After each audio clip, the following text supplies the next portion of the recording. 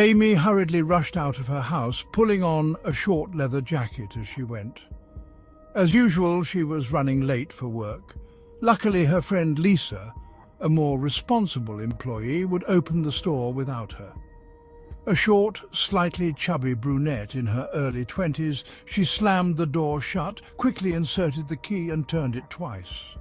As she pulled the key out, it slipped from her fingers and fell to the ground.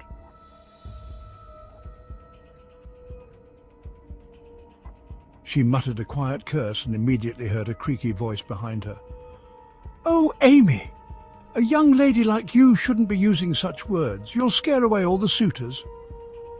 Amy turned around. Staring at her with a wide, toothless grin was her neighbour from the apartment across the hall, Mrs. Agnes. As always, she wore a colourful headscarf and her signature long beige coat. "I won't scare them off, Mrs. Agnes. They curse worse than I do." "Off to the store again?" "Work?" asked the hunched old woman inquisitively. "Where else?" Amy replied, stuffing the keys into her overstuffed black clutch. "Oh, I wish I had your years, dear. Lately I've been falling apart. My legs, my head aches with the weather, and now my eyes are troubling me. I've tried compresses with chamomile tea, even cold tea bags. Nothing helps. I don't even go to the entrance, the lobby, in the evenings anymore. It's as dark as a cave." "Mrs. Agnes, I'm so sorry, but I'm really in a rush," Amy said with a polite smile, backing away. "Maybe you could go downstairs. The neighbours on the bench might have some advice for you. Feel better soon?" "Oh, I don't talk to them," Mrs. Agnes waved dismissively. "They have more ailments than I do. They'll just throw their problems onto me. And besides, they only sit there until dusk, and I can't see anything after dark, not like your sharp young eyes." The old woman's last words carried a hint of envy, but Amy was already gone.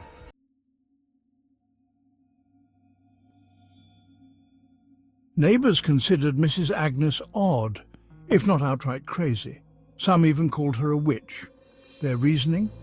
Her reclusive nature, her standoffish demeanour, and the mysterious story of her son who had supposedly moved to Mexico. Amy didn't believe such tales, but occasionally chatted with the wiry old woman. Still, she had to admit there was something peculiar about her.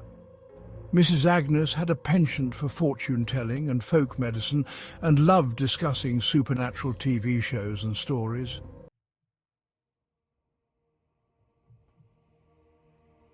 Amy returned from work around 11 at night. As usual, she was exhausted and starving.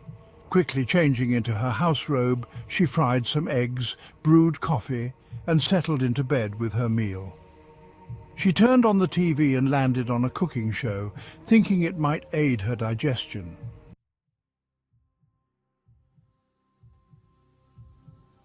She was nearly done with her late dinner when she heard a faint knock at the door.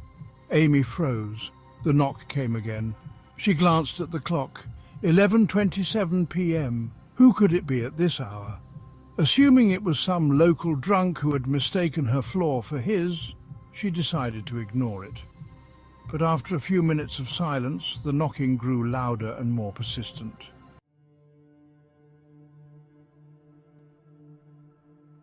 Then a creaky voice called from behind the door. "Amy, are you home? Do you have any flour?"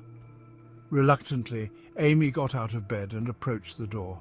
She had a peculiar and sensible habit of speaking to people through the closed door, even if she knew them. This habit stemmed from an incident in her childhood when she almost let a stranger into the house, mistaking him for a neighbour.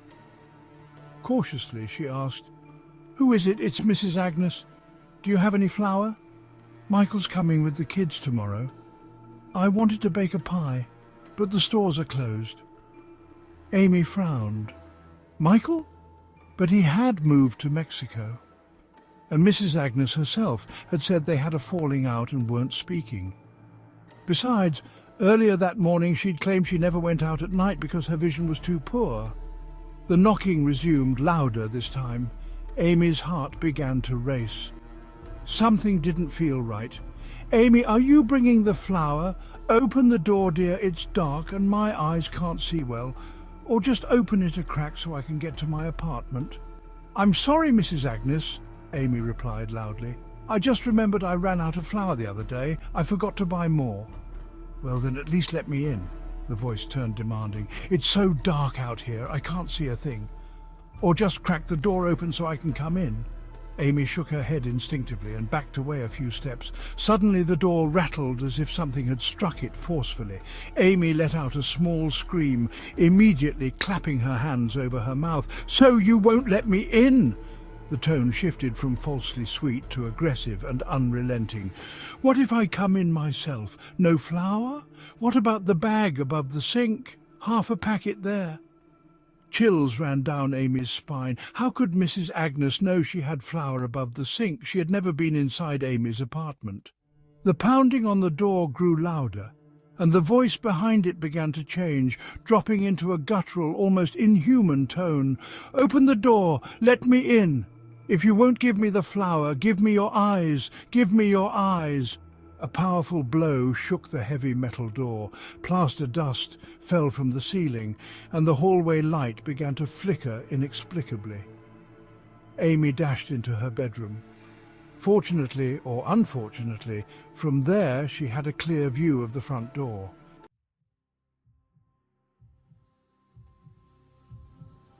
Grabbing her phone with trembling hands, she dialed 911. The operator answered immediately. Interrupting the dispatcher, Amy babbled and stammered out the situation. There was a pause on the other end, then a calm response. Just let her in. I'm sure it's a misunderstanding. Amy fell silent in disbelief, but the voice continued. Open the door. Let your neighbour in. Then suddenly the voice dropped into a deep bass. Give her your eyes.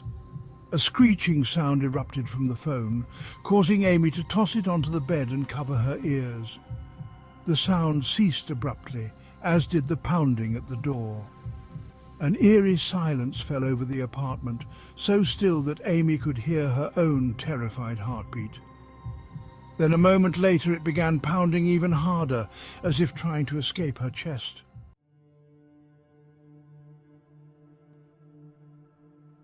A thin, pale finger with a yellowed nail, defying all anatomical logic, slid through the peephole in the door. It began to stretch, creeping downward like a bony worm, emitting a sickening crackling sound as its tendons stretched. Amy couldn't believe what she was seeing. Frozen in fear, she watched as the white finger crept toward the latch. Just as it was about to reach it, the finger twitched several times, clicked and slowly retreated back through the peephole. It couldn't reach. At that moment, the finger had stretched to nearly a foot in length. Amy sat there, helplessly watching. It felt like a nightmare she couldn't wake up from. But the real horror was just beginning. The finger disappeared back through the peephole, and a moment later, the lights in the apartment went out.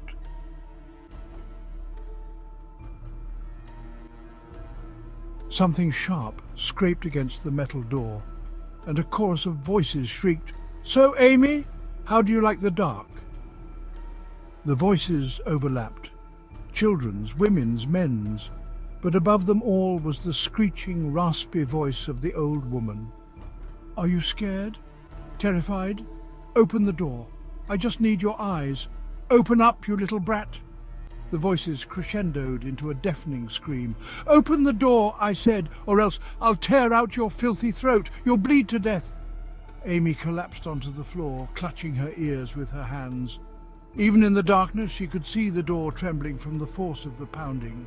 It seemed like any moment the lock and latch would give way, and something horrific would storm into her apartment, something that wanted her eyes.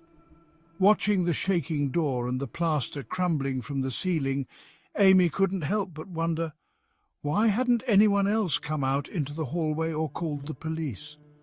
Amy lost track of time as the pounding finally stopped. She removed her hands from her ears.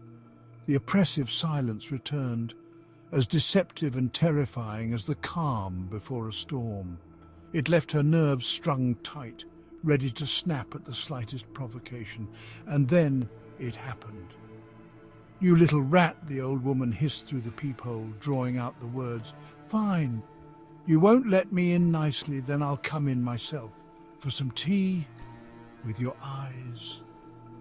Footsteps echoed in the hallway, but instead of heading downstairs, they ran upward, unnaturally quick for an old woman. A few seconds later, there was a soft tapping on the window. Amy turned and a terrified scream escaped her lips. Outside the wooden window frame on the right side hung Mrs. Agnes. Somehow she clung there, grinning widely with her toothless mouth tapping on the glass. Her once ailing eyes were clouded over, her irises glowing a pale lavender. Her thin skin had turned deathly pale, and her twisted lips were tinged blue. If she were lying on the ground, she could easily be mistaken for a corpse. Yet here she was, hanging sideways at the fourth-story window, monotonously knocking with her knuckles, and it didn't stop there. The door began to shake again with loud, deafening blows, causing more plaster to fall. The chorus of voices screamed through the peephole. "What? Didn't expect visitors? Open up, you little brat. Give me your eyes. If you don't give them willingly, I'll come in and fix you. I'll rip out your guts and tie them in a bow around your neck. You'll die choking on your own mess. Let me in, and maybe I'll only take your eyes." Then, like a flash of lightning, a thought struck Amy. Invite me in. She remembered childhood ghost stories where evil could only enter a home if invited, or if the door was opened for it. No, she wouldn't do it. She would scream, cower and cry, but she wouldn't open the door.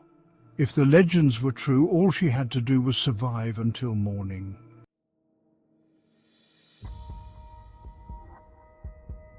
She woke up to her phone ringing. The caller ID showed it was Lisa. The clock read 10:26 a.m. She had overslept. Making up a story about feeling sick, Amy asked Lisa to let the manager know she wouldn't make it to work. Her friend joked about a hangover and promised to cover for her. Their manager was Lisa's mother-in-law. Thanking her, Amy ended the call and got up. She cautiously approached the door, listening carefully. Maybe the old woman was waiting outside, but soon she heard footsteps above. Her upstairs neighbour descending the stairs. No one was lurking. Amy opened the door and stepped into the hallway.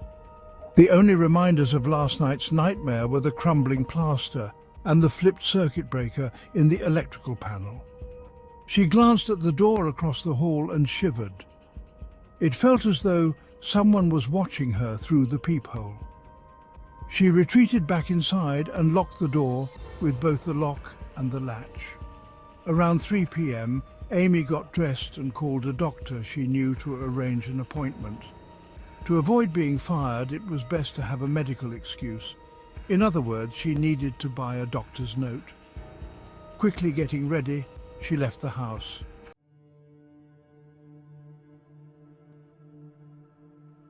Walking through the lobby of her building, Amy slowed her steps as she came across two elderly women engaged in hushed conversation. "Did you hear? The old witch died yesterday," one said, her eyes wide with shock. "Really?" the other replied, feigning surprise and covering her mouth. "Well, finally, thank the Lord. She caused so much trouble for people, even her own son. She gave him cancer, they say. Poor thing passed in a week," the first woman continued, her voice lowering to a whisper. Amy shuddered at their words but didn't linger. She quickened her pace, desperate to forget the nightmare.